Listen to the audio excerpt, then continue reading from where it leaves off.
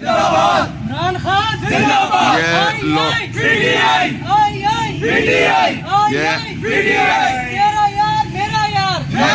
ये देखें जी,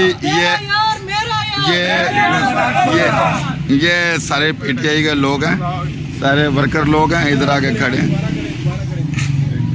अभी रुके आप, ये नाराबाजी हो रही, लोग पहुंच चुके हैं।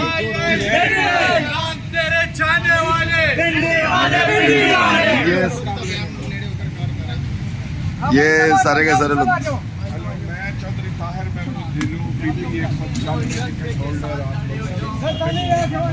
ये सूरत हाल ये है कि इस वक्त तमाम पीटी को बंद कर दिया गया है। मैं इस वक्त कमेटी चौक में वेस्ट पंजाब के कैंप के पास खड़ा हूँ और मेरे सामने इस वक्त सारे साइड पे कंटेनर हैं, लेकिन मैं अपनी तमाम तर टीम के साथ यहाँ पे पहुँच चुका हूँ।